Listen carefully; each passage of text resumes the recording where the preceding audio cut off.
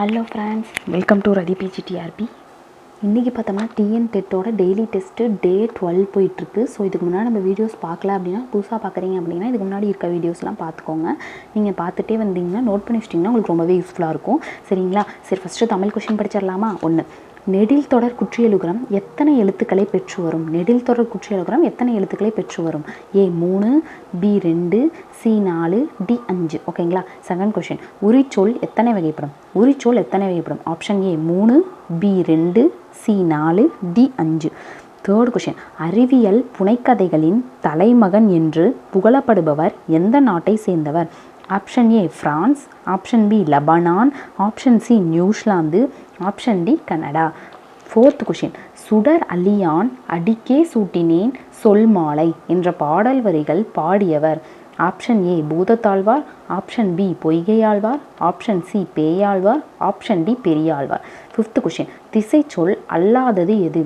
திசைச்சொல் அல்லாதது எது அப்படின்னா ஏ பாலி, பி வெள்ளம், சி புகார், டி ஆவணம். ஓகே, 5 கொஷின் படித்தாச்சு தமிழில். இப்போ இதுக்கான ஆன்சர் பார்க்கலாம்.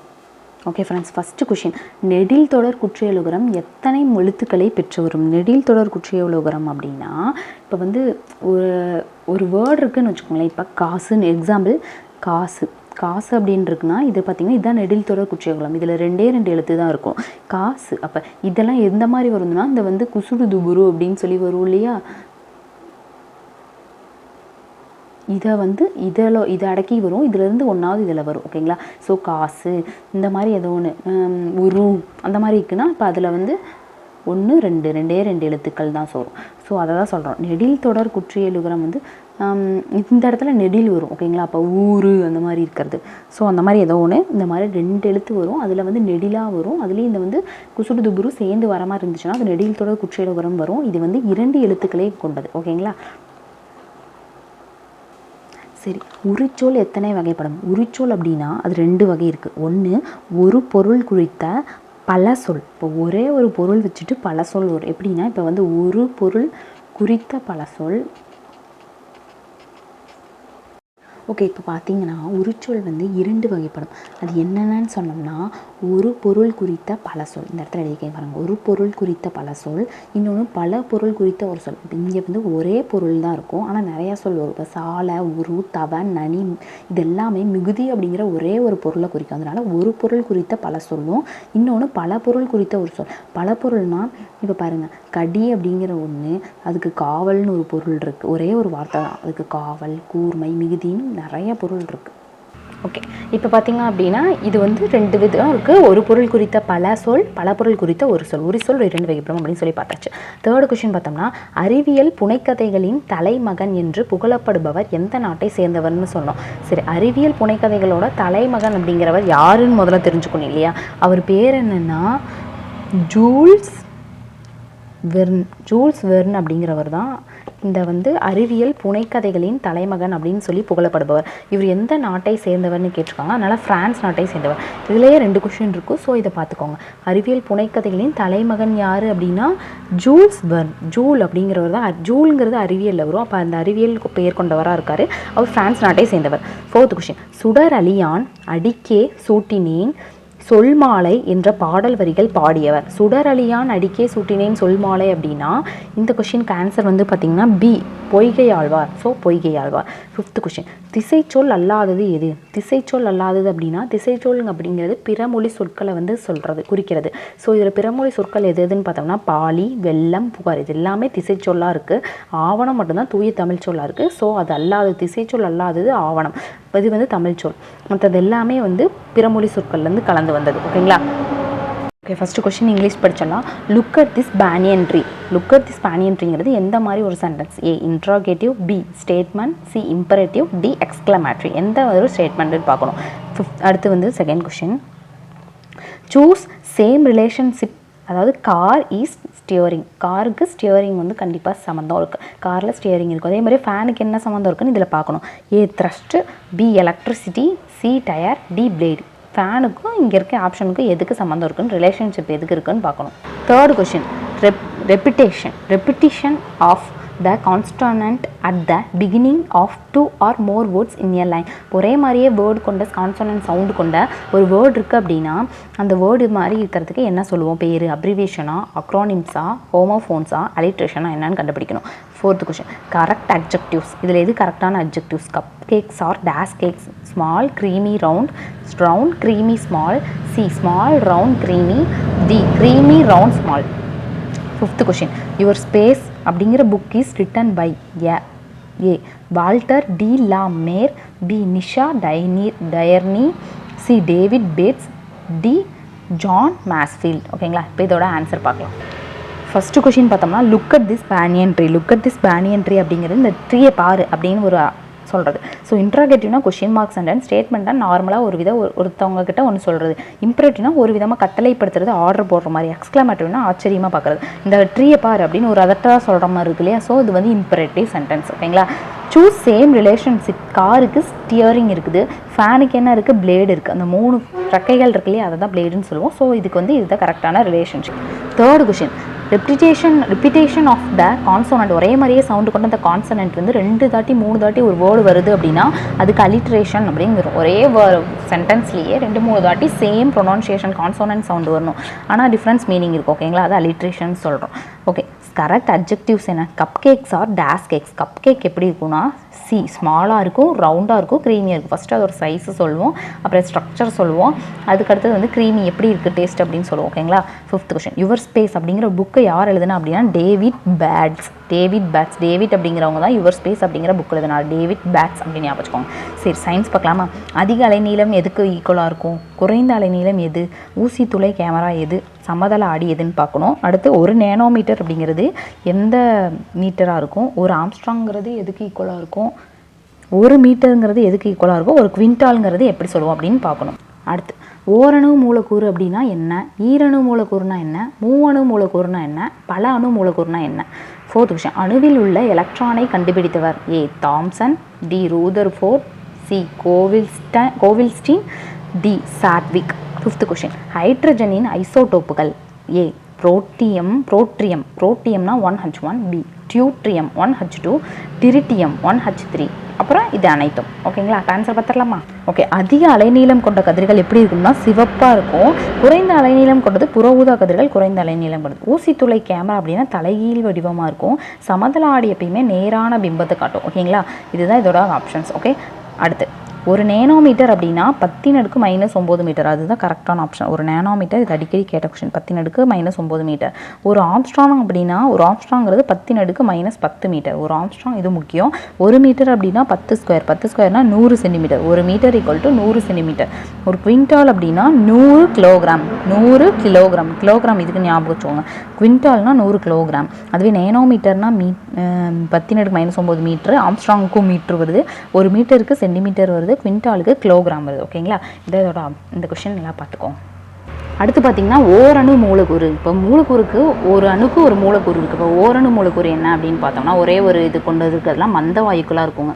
ஒரே ஒரு சும்மா ஒன்று தான் வச்சுருக்கு அப்படிங்கிற கெஸ்ஸாக நீங்கள் ஞாபகம். ஒன்று இருந்தால் மந்த வாயு. ஈரணு மூலக்கூறுனா என்னென்னா இப்போ ஆக்சிஜன்னா O2, அதே மாதிரி NO, இது ரெண்டுமே வந்து ஈரணு மூலக்கூறு. அதே மாதிரி மூவணு மூலக்கூறுனா இவங்க பார்த்தீங்கன்னா CO2. இந்த இதுக்கு O2 ஒன்று இருக்குது, இதுக்கு ஒரு இதாக இருக்கும். அப்போ ஓசோனும் இந்த இதுவும் மூவணு மூலக்கூறு. ஓகேங்களா. பல அணு மூலக்கூறு சல்ஃபர், இது கரெக்டு தான். ஈரணு மூலக்கூறு ஆக்சிஜன், இது மூவணு மூலக்கூறு CO2, பல அணு மூலக்கூறுனா சல்ஃபர். 4th கொஷின், அணுவில் உள்ள எலக்ட்ரானை கண்டுபிடித்தவர். ஒரு அணுவில் இருக்க எலக்ட்ரானை கண்டுபிடித்தவர் யார் அப்படின்னு பார்த்தோம்னா ஆப்ஷன் ஏ தாம்சன் தானாகவே கண்டுபிடிச்சிட்டார். எலக்ட்ரானை கண்டுபிடித்தவர் தாம்சன். 5th கொஷின், ஹைட்ரஜனின் ஐசோடோப்புகள். என்னென்ன ஐசோடோப்புகள் பேர்னா புரோட்டியம், டியூட்ரியம், டிரிட்டியம், இவை அனைத்தும். இது எல்லாமே ஐசோடோப்புகள் தான். 1H1, 1H2, 1H3. அது என்னென்னு ஃபஸ்ட்டு கேட்குறாங்க. ட்ரோட்டியம், டியூட்ரியம், ட்ரீட்டியம். ஞாபகம் வச்சுக்கோங்க. ட்ரோட்டியம், டியூட்ரியம், ட்ரீட்டியம். ஓகேங்களா. சைக்காலஜி கொஷின், நவீன கல்வியின் தந்தை யார்? நவீன கல்வியோட தந்தை யார்? பெஸ்டலாசி, ஜான் டூயி, ஹெர்பர்ட் மாண்டிசோரி. இந்தியாவில் முதல் கல்வி மந்திரி யார்? இந்தியாவின் முதல் கல்வி மந்திரி யார்? Doctor Rajendra Prasad. B doctor Radhakrishnan. C doctor Ambedkar. D doctor Abul Kalam Azad. 3rd question, Sarva Shiksha Abhiyan எதற்கான திட்டம்? அதாவது ஏ முதியோர் இயக்கம். பி முறைசாரா சிறுவர் கல்வி. சி அறிவொளி இயக்கம். டி 100% கல்விக்கான திட்டம். 4th கொஷின், கற்பித்தலின் உபகரண நிலையினை அறிமுகப்படுத்தியவர். கற்பித்தலில் உபகரண நிலையினை அறிமுகப்படுத்தியவர் A. Skinner, B. Pavlov, C. பியாஜே, D. Maslow. 5th question, Macaulay வந்து இந்தியாவில் புகுத்திய கல்வி முறை என்ன? ஏ. சிறப்பு கல்வி, பி. வயது வந்தோர் கல்வி, சி. இணையதளம், D. Kindergarten. First question, நவீன கல்வியலின் தந்தை யார் அப்படின்னா பெஸ்டலாசி தான் நவீன கல்வியலின் தந்தை. இந்தியாவின் முதல் கல்வி மந்திரி யார் அப்படின்னா ஃபர்ஸ்ட் கல்வி மந்திரியாக இருந்தவங்க அபுல் கலாம் ஆசாத் அப்படிங்கிறவர் தான் முதல் கல்வி மந்திரியாக இருந்தார். தேர்டு, சர்வ சிக்ஷா அபியான் அப்படின்னா இது வந்து எஸ்எஸ்ஏ அப்படின்னு சொல்லுவோம். சர்வ சிக்ஷா அபியான் இது 100% கல்விக்கான திட்டம். கட்டாயம் கல்வி 100%. கற்பித்தலின் உபகரண நிலையினை அறிமுகப்படுது. ஒரு உபகரணம் அப்படின்னா ஸ்கின்னர் அப்படிங்கிற ஸ்கின்னை வச்சு ஜஸ்ட் ஒரு க்ளூ, ஸ்கின்னு வந்து ஒரு உபகரணமாக யூஸ் பண்ணிக்கிறோம் அப்படின்னு ஞாபகம். மெக்காலே இந்தியாவில் புகுத்திய கல்வி முறை இணையதள கல்வி முறை முதல் இந்த மெக்காலேங்கிறத கொண்டு வந்திருக்காரு. இப்போ பார்த்தீங்கன்னா அதே மாதிரி நிறையா வந்து ஒரு நிறையா வீட்டில் இருந்தே படிக்கிற மாதிரி நிறையா வந்துருச்சு இல்லையா, அது மாதிரி தான் இணையதள கல்வி நிறையா வந்து பகிர ஆரம்பிச்சிருச்சு. சரி, மேக்ஸ் பார்க்கலாமா? கிமு 323க்கும் கிபி 1687க்கும் இடைப்பட்ட வருஷம் என்னன்னு கேட்குறாங்க.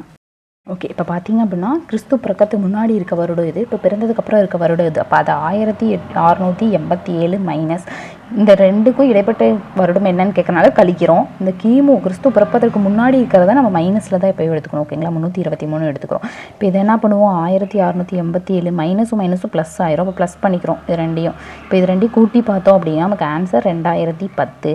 ஸோ அந்த வருடம் ரெண்டுக்கும் இடைப்பட்ட வருடம் என்னவா இருக்குது அப்படின்னா 2010 வருடமாக இருக்குது. ஸோ ஆன்சர் சி, அதுதான். ஓகேங்களா, ஷார்ட்டாக தான் நம்ம போட்டிருக்கோம். ஜஸ்ட் இந்த கிமுவாக இருக்கிறத மைனஸில் எடுத்துக்கிறோம். இப்போ மைனஸ் இடைப்பட்ட வருடம் ப்ளஸ் ஆயிரும், கூட்டினா 2010. இப்போ அதுதான் இந்த ரெண்டுக்கும் இடைப்பட்ட வருடம்.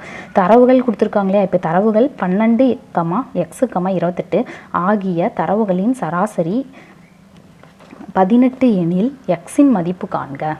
ஃபஸ்ட்டு இப்போ என்ன பண்ணுவோம், இந்த மாதிரி தரவுகள் கொடுத்தாங்கன்னு வச்சுக்கோங்களேன், கொடுத்துருக்க தரவுகளை எப்பயுமே இந்த மாதிரி ப்ளஸ் பண்ணிடுது. 12 கூட்டல் எக்ஸு கூட்டல் 28, அதோட சராசரி என்ன 18.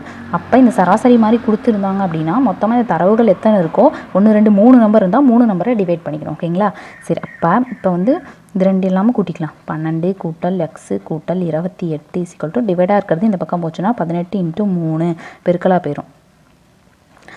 அப்போ இதெல்லாம் வந்து கூட்டிக்கணும். இப்போ இது எல்லாத்தையும் கூட்டினோம் அப்படின்னா 40 கூட்டல் எக்ஸு = 18 3 பெருக்கணும்னா 54. இப்போ எக்ஸ் இங்கே வச்சுக்கலாம், இந்த ப்ளஸ்ஸாக இருக்கிறது இந்த பக்கம் போச்சா மைனஸ் ஆயிரும். இப்போ 54 மைனஸ் 40. இப்போ எக்ஸ் = ஆன்சர் என்ன அப்படின்னு சொல்லி பார்த்தோம்னா 14.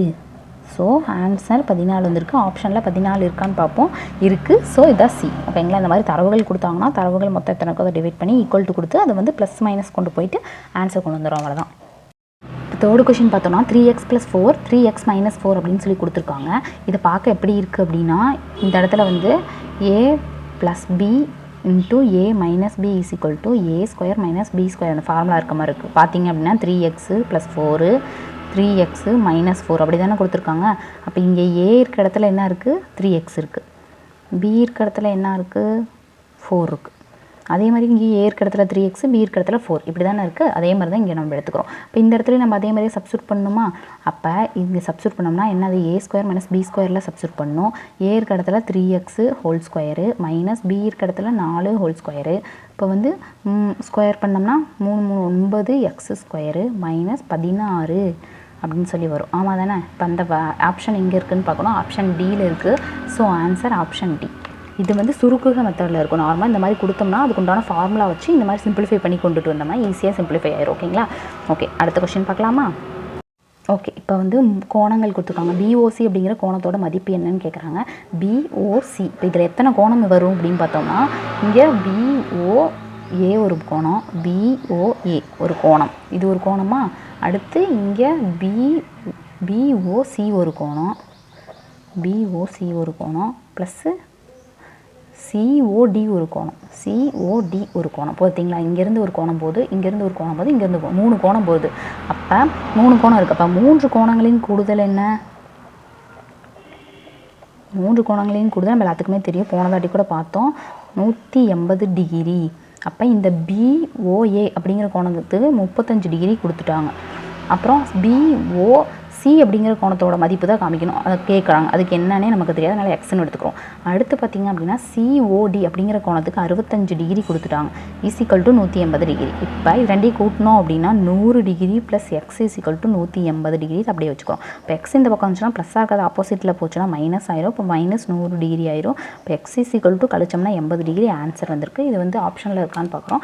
ஆப்ஷனில் 80 டிகிரி இருக்குது, அது ஆன்சர். ஓகேங்களா? ஜஸ்ட் இந்த மாதிரி 3 கோணம் கொடுத்தா 3 கோணங்களையும் கூடுதல் போட்டு எழுதிட்டு வரோம், அவ்வளோதான். Okay, last question. ஒரு அஞ்சல்காரர் 738 கடிதங்களை 6 மணி நேரத்தில் முகவரிப்படி பிரிச்சிருக்காரு அப்படின்னா 9 மணி நேரத்தில் எத்தனை கடிதங்களை பிரிப்பார்? இப்போ ஃபஸ்ட்டு என்ன கிடைக்கிறது? அஞ்சல்காரர் கடிதம், இன்னொன்று நேரம், மணி அதோட நேரம்.